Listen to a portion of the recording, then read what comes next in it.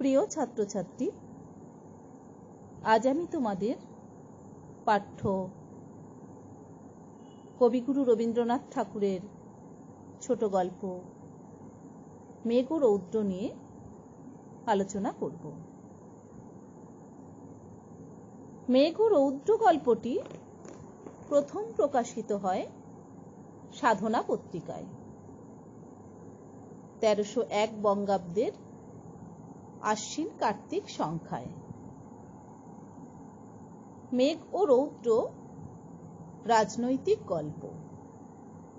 এটিকে সমস্যামূলক গল্প বলা হয়ে থাকে। ইংরেজ আমলে এদেশীয় মানুষের অসহায় ও বিপর্যস্ত চিত্র লেখক সুন্দরভাবে তুলে ধরেছেন মেঘ ও রৌদ্র গল্পে। প্রথমে মেঘ ও রৌদ্র গল্পের সংক্ষিপ্ত বিষয় নিয়ে আলোচনা করব।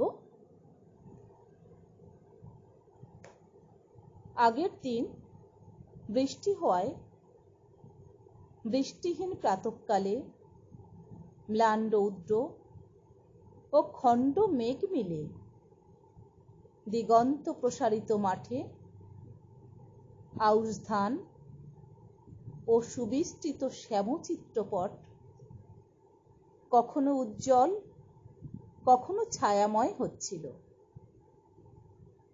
এমন দিনে একটিমাত্র পাকা ঘরে একটি যুবক খালি গায়ে তক্তপোষে বসে তালপাতার হাওয়া খাচ্ছিল এবং এক মনে বসে বই পড়ছিল। অন্যদিকে দূরে শাড়ি পরা বালিকা আঁচলে গুটি কতেক জাম নিয়ে একে একে নিঃশেষ করতে করতে যুবার ঘরের জানালার সামনে যাতায়াত করছিল। তার উদ্দেশ্য ছিল পাঠকটিকে আকর্ষণ করা। যুবা চোখে কম দেখার কারণে বালিকাটিকে দেখতে পাচ্ছিল না। সে কারণে বালিকাটি প্রথমে জামের আঁটি এবং পরে গোটা জাম ছুঁড়তে যুবকের দৃষ্টি তার প্রতি আকৃষ্ট হলো। তাকে জাম না দেওয়ার কারণ জিজ্ঞাসা করল। উত্তর না পেয়ে যুবক বালিকার হাত ধরলে বালিকাটি হাত ছাড়িয়ে চলে যাওয়ার চেষ্টা করল। সহসা অশ্রু জলে ভেসে কেঁদে উঠল এবং আঁচলের জাম মাটিতে ফেলে রেখে চলে গেল। বিকেলে যুবার কাছে এসে কান্নার পরিবর্তে হাসিতে ভরিয়ে তুলল।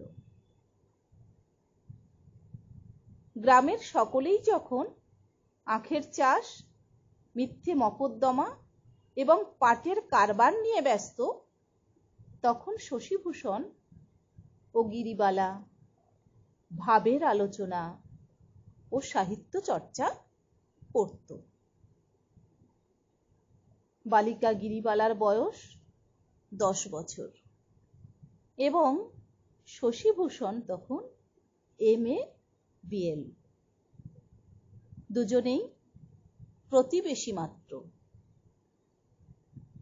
এক সময় গিরিবালার বাবা ছিলেন নিজ গ্রামের পত্তনিদার, এখন অন্য জমিদারের নায়েব। শশীভূষণ MA পাশ ও আইন পাশ করেও কোনো কাজে মন দেয়নি। চোখে কম দেখে, সবার সঙ্গে মেলামেশা করে না। কন্যাদায়গ্রস্ত পিতারা যতবার তার কাছে বিয়ের প্রস্তাব নিয়ে গেছে, ততই সে আপন বিবরে অদৃশ্য হতে লাগল। গিরিবালার পাঠের ব্যবস্থা ছিল না, কিন্তু তার ভাইয়েরা বিদ্যালয়ে যেত।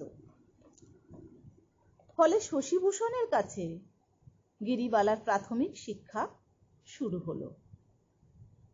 এত সব থাকা সত্ত্বেও শশীভূষণের সঙ্গে গিরিবালার বাবা হরকুমারের কোনো হৃদ্যতা হলো না। অবাধ্য প্রজাদের শাসনের আবশ্যক ছিল। হরকুমার প্রজাদের বিরুদ্ধে নালিশ করার জন্যে শশীভূষণকে পীড়াপিড়ি করতে লাগলেন। শশীভূষণ এ ব্যাপারে হরকুমারকে কোনো সহযোগিতা করলেন না। একটি মকদ্দমাতেও হরকুমার জিততে পারলেন না। ফলে এদিকে শশীভূষণের দেখে যে তার ক্ষেতে গরু প্রবেশ করে, কলাইয়ের গোলায় আগুন লেগে যায়, এমনকি তার বাড়িতে আগুন দেওয়ার জনশ্রুতিও শোনা যেতে লাগলো। এসব দেখে শশীভূষণ গ্রাম ত্যাগ করে কলকাতা যাবার উদ্যোগ করতে লাগলো। এই সময়েই গ্রামের জয়েন্ট ম্যাজিস্ট্রেট তাঁবু পড়ল। গ্রামে শোরগোল পড়ল। হরকুমার আতিথ্যের জন্য মুরগি, আন্ডা, ঘৃত, দুগ্ধ জোগাড় করতে লাগলেন। এভাবেই চলছিল। কিন্তু মেথর এসে সাহেবের কুকুরের জন্য ঘি চাইলে, নায়েব দিতে না চাইলে নায়েবের তলব হলো। নায়েব গিয়ে জানালো ঘৃত সংগ্রহের জন্য লোক পাঠানো হয়েছে, কিন্তু তার কথা মিথ্যা প্রতিপন্ন হতে দেরি হয়নি। তার লাঞ্ছনা হলো। ঘটনাটি গ্রামময় ছড়িয়ে পড়ল এবং শশীভূষণের কানে এলো। সে নায়েবকে মানহানির মামলা করতে বলল এবং শশীভূষণ উকিল হয়ে লড়বে সে কথাও জানালো। বাধ্য হয়ে শশীভূষণ আদালতে এলো। তাকে ম্যাজিস্ট্রেট মিটমাটের কথা বলতে সে রাজি হলো না। জমিদার মহাশয় নায়েবকে কে পরামর্শ দিয়েছে জানতে চাইলে তিনি শশীভূষণের কথা বলেন এবং জয়েন্ট ম্যাজিস্ট্রেটের জন্য ভেট দিয়ে এলে তিনি জানতে চাইলেন শশী কংগ্রেসে যোগ দিয়েছে কিনা। নায়েব হ্যাঁ বলে দিলেন। বালিকা গিরিবালা তার মাতৃভাণ্ডার থেকে নানান খাদ্য উপকরণ শশীর জন্য আনার পর দেখল সে আইনের বই খুলে অন্যমনস্কের মতো বইয়ের পৃষ্ঠা উল্টাচ্ছে। সংসার অনভিজ্ঞ গ্রন্থকিট শশীভূষণ ডিমোস্থিনিস, সিসিরো, বার্ক, সেরিডনের মতো বাগ্মীদের কথা স্মরণ করে উদ্ধত ইংরেজকে লোকসমক্ষে লজ্জিত ও অনুতপ্ত করার পরিকল্পনা করল। হঠাৎ গিরিবালাকে দেখার পর সে জামের কথা জিজ্ঞাসা করল, কিন্তু গিরিবালা অভিমানে অন্যের নাম ধরে ডেকে স্থান পরিত্যাগ করল। শশীভূষণ যেদিন আইনের বই বন্ধ করল, শশীভূষণ দেখল গিরিবালা আর নেই। গিরিবালার বিয়ের ব্যবস্থা হচ্ছিল বলে শশীভূষণের বাড়ি যাওয়া বন্ধ করে দেওয়া হলো। হরকুমার শশীকে গ্রাম ছাড়া করার প্রতিজ্ঞা করলেন। শেষ পর্যন্ত শশীভূষণ পুস্তকের বোঝা এবং দু একটি সুটকেস নিয়ে নৌকায় চড়ল। স্টেশন ঘাট থেকে মহাকুমা পর্যন্ত নতুন স্টিমার লাইন হয়েছে। তার একটি সশব্দে এগিয়ে আসছিল। এদিকে নৌকার মাঝি পাল তুলল। তা দেখে স্টিমারের ম্যানেজার সাহেব পাল লক্ষ্য করে গুলি ছুড়লেন। নৌকা ডুবে গেল। মশলা পেশাইকারীকে খুঁজে পাওয়া গেল না। শশী গ্রামে ফিরে এলো, মকদ্দমার আয়োজন করল। কিন্তু কুচক্রী ও গ্রামের লোকেরা তাকে অসহযোগিতার জন্য শশীভূষণ কিছুই করতে পারল না। শশীভূষণ পুনরায় কলকাতা অভিমুখে যাত্রা করল নদীপথেই। দুই নদীর মোহনার মুখে বাঁশ বেঁধে জেলেরা প্রকাণ্ড জাল পেতেছে। সাহেব জালের পথ ঘুরে যেতে রাজি হলেন না। বৃহৎ জাল কেটে ফেলা হলো। শশীভূষণ পুলিশ সুপারিনটেন্ডেন্টকে জানালো জাল ছেঁড়া এবং 4 জন লোককে অত্যাচার করা সাহেবের অধিকারের মধ্যে পড়ে না। পুলিশের বড় কর্তা হিন্দিতে অসম্মানজনক কথা বললে শশী রাগের মাথায় ডাঙা থেকে বোটের মধ্যে ঢুকে পাগলের মতো পুলিশের বড় কর্তাকে মারতে লাগলো। শশীর বাবা শশীকে জামিনে খালাস করলেন। মামলা চলতে লাগলো।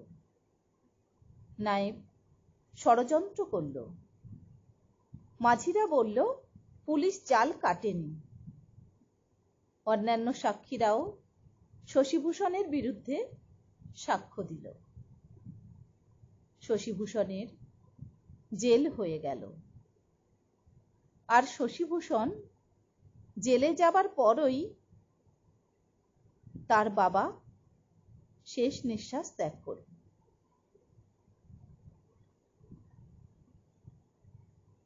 হরকুমার শশীর অনুপস্থিতিতে তার সকল জমি আত্মসাৎ করে নেন। মানুষের উপকার করতে গিয়ে তাকে প্রতি পদে পদে ঠকতে হয়েছে, অর্থাৎ দুর্ভোগ ভোগ করতে হয়েছে। গল্পকার রবীন্দ্রনাথ গ্রাম বাংলার কিছু কৃতজ্ঞ মানুষের ছবি বাস্তবসম্মতভাবে আলোচ্য গল্পে তুলে ধরেছেন। অনেকদিন পরে জীর্ণ শরীর ও শূন্য হৃদয়ে শশীভূষণ জেল থেকে মুক্তি পেল। জেলের গেটের সামনে একটি জুড়ি গাড়ি এসে দাঁড়ালো এবং তাকে নিয়ে গেল।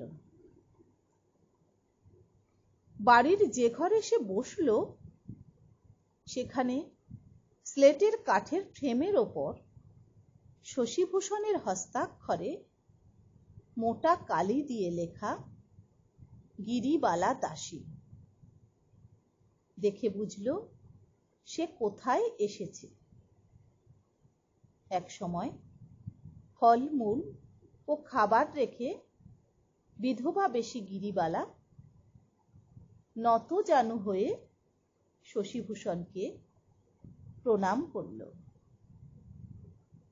শশীভূষণের শীর্ণ দেহ দেখে গিরিবালার দু চোখে জল ঝরে পড়তে লাগলো।